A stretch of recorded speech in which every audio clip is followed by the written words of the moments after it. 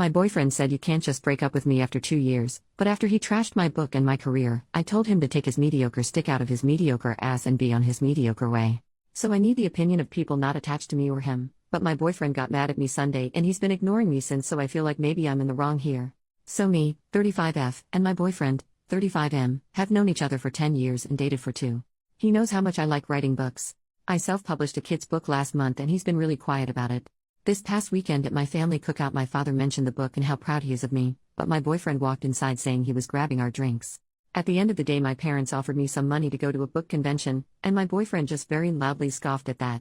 On the way home I asked what his deal was and he said that his job, he's a back-end software engineer, will provide for us and he will let me have my fun as a creative for now, but I eventually have to grow up. I laughed because I just kind of assumed he was joking. He of course was upset. I laughed and told me my meaningless book was objectively illustrated poetry.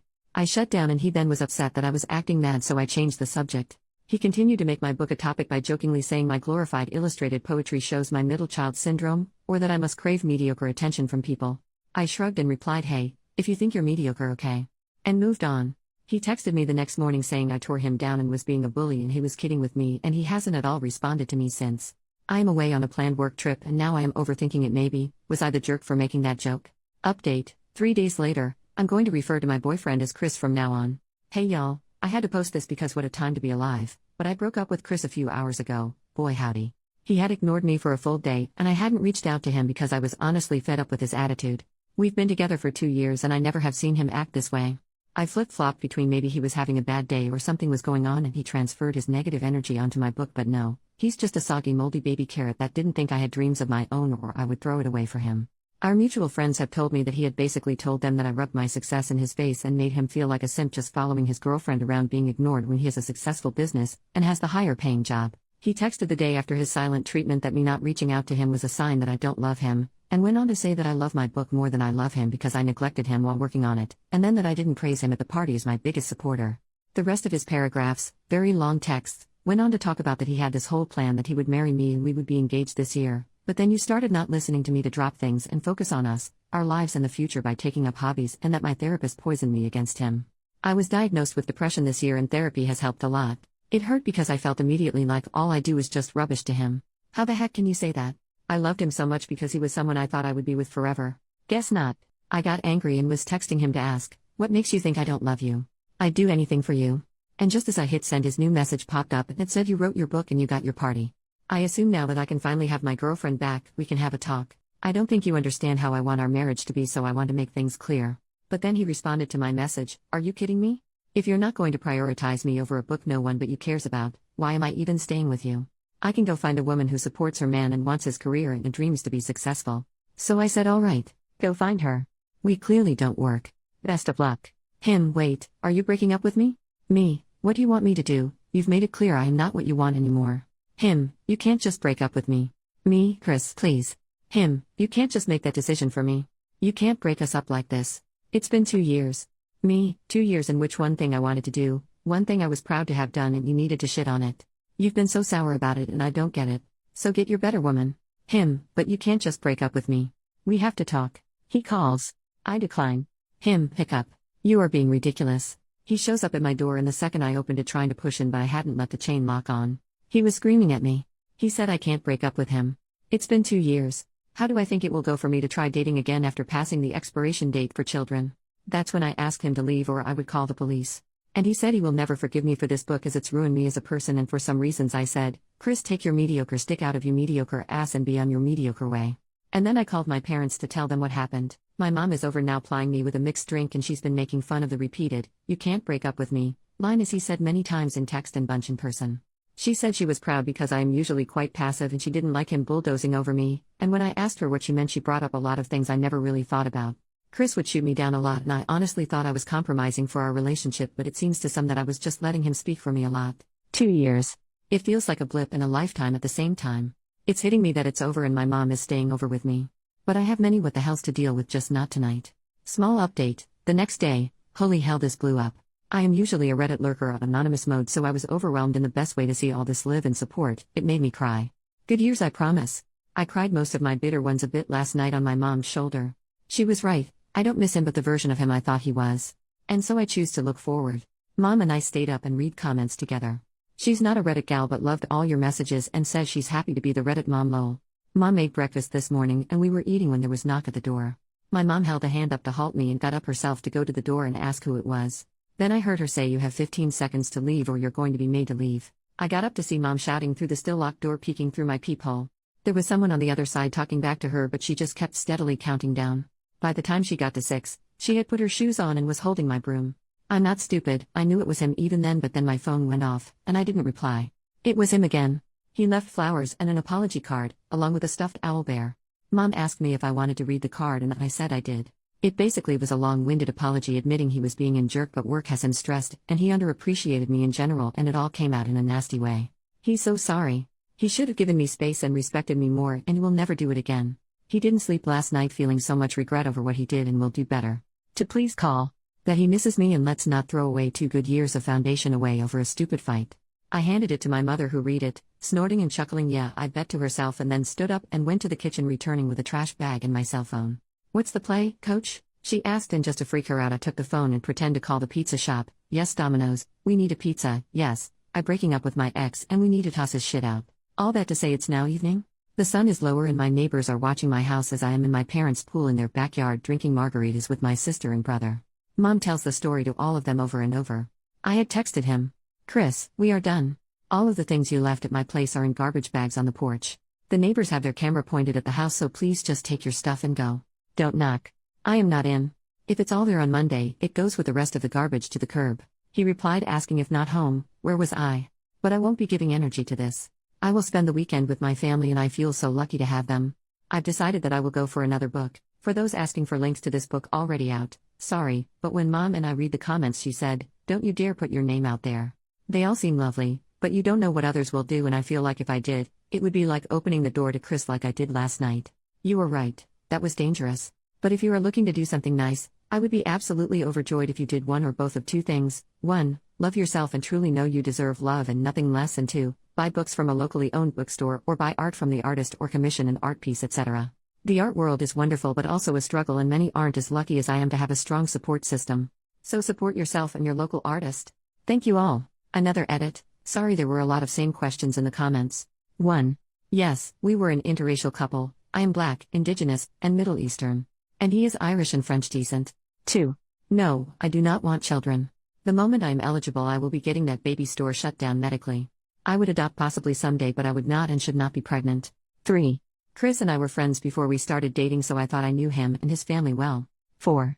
Mom has always been cordial with him even if she didn't care for him. She did the whole mama thing of hugging him, feeding him etc. 5.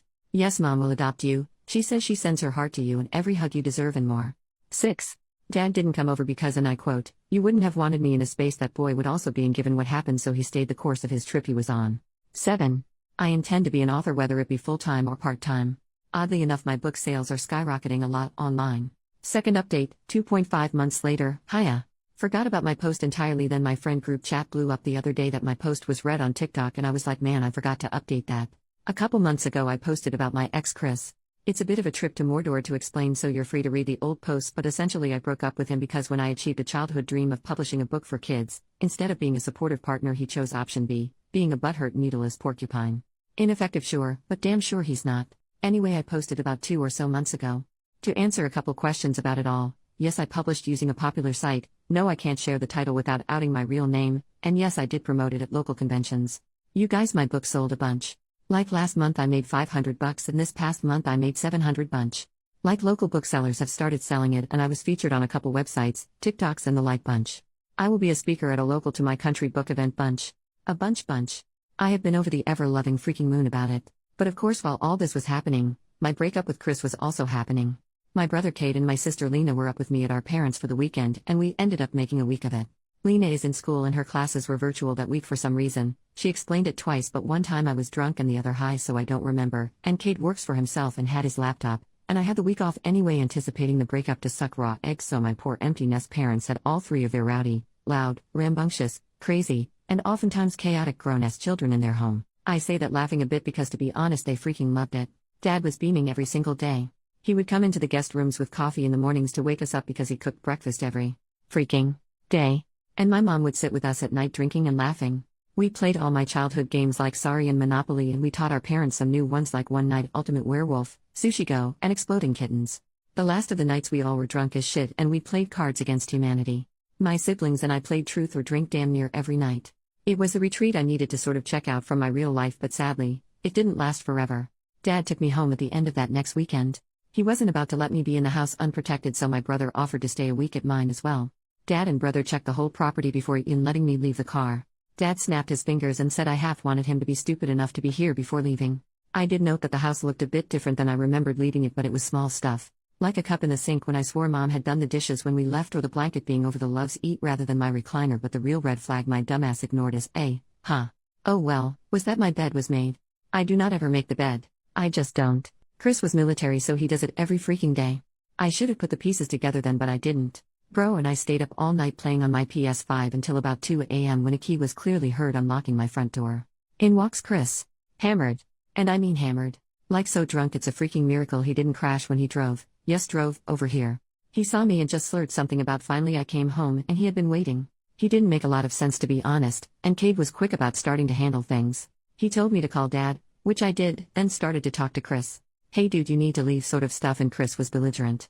Dad's phone went to voicemail, so I texted the family group chat that Chris was here, drunk, and then I started to video. Chris, when he gets this drunk, gets to be a lot and then will simply not remember a damn thing and deny ever doing anything, so this was a go-to for me. Cade is telling him to leave. Chris full-handed pushes Cade in the chest, telling him this is between me and him, and Cade is the one who needs to leave. Cade then says OP wants you out. So get out. To which my ex laughs and says screw what she wants. I don't care. Screw her. She's a BTCH.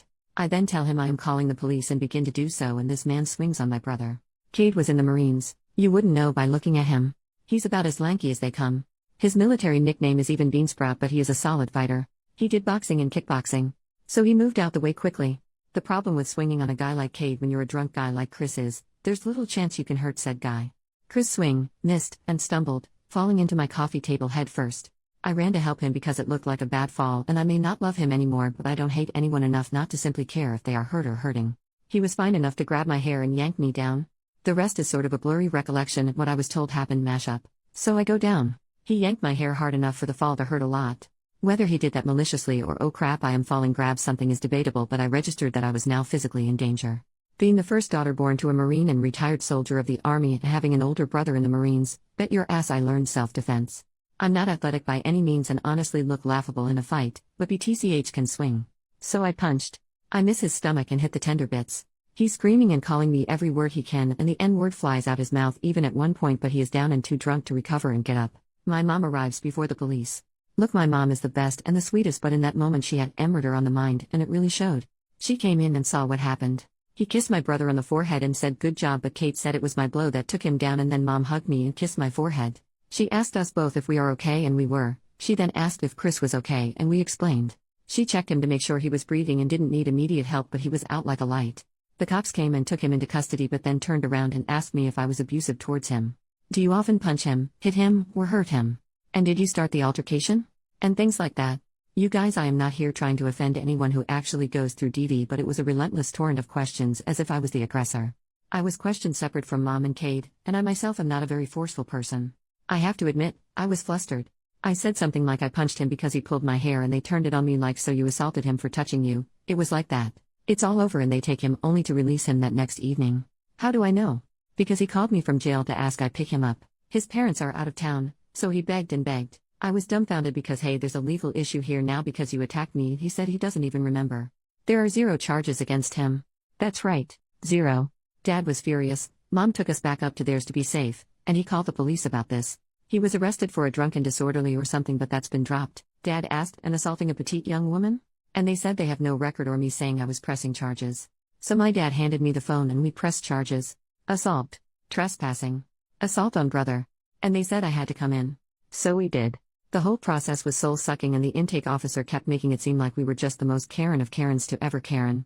The way I had to explain myself over and over was dehumanizing. I hated every second. Dad took us to dinner after with Mom and sister, and they all asked if I was okay, and I expressed how I felt. Dad was quiet and then said, unfortunately it's like that, and as a young woman of color, I will face it a lot. Chris's family isn't rich. They are well off though, and they also have many members in law enforcement. But Dad told me not to worry. He already hired someone to handle this BS. He gave me the option of either moving in with them temporarily or him, mom, and bro taking turns staying with me at my house. I chose the easier path and packed the essentials and have been up at my parents'. I am writing this on my phone with the family dog, Spock, at my feet. I love my family, but staying with them is smothering. Sister had to go to get ready for the new semester, but brother has been up there with us, plus mom and dad and my other mom, my brother's bio mother, we are all very close, has been staying over as well. They are all hovering and doting and protective, and by all things holy, I feel almost infantilized. Don't get me wrong, I know how lucky I am. I have so many people who love me, who want to take care of and protect me, but Jesus, someone unalive me, lol. They arrested Chris again, but the court date was moved, so it's now next week. I guess I will update then. Final update, 1.5 months later, sorry for not updating sooner. I'm still trying to settle back in with my parents. Chris is out on bail, his parents hired some big bad lawyer. Court took forever. I will skip over most of the BS, but it was a lot of sworn statements, reports, going through old texts, the works. My attorney finally was able to piece together proof of Chris slowly growing emotionally, then physically abusive. While I tried to record him getting physical with us, my camera skills aren't great, so I hadn't gotten much on camera, especially after he grabbed me. But his texts, the audio from the attack, the fact that he refused to leave and physically hurt me made the case domestic violence. By the rules, the court has in place a protective order, so he isn't legally permitted near me anymore or to contact me in any way. That said, if they charge him in the end, he could serve time, but not much, or, what my attorney says he is trying to do, he can push for court-mandated counseling and a fine. I've been going to counseling too at the insistence of my granddad, who is paying for it. There is talk about me possibly suffering from anxiety. Nothing has been diagnosed, but just the thought that he caused my brain salad to be tossed just makes me mad. Dad is helping me get the house prepped to rent out for now, and I can focus on being around the family. Mom is excited to have me around for the holidays, as I do enjoy cooking and helping with hosting. So I guess that's it. I don't think I will make a whole post when Chris gets whatever outcome the court decides. I may just add it here.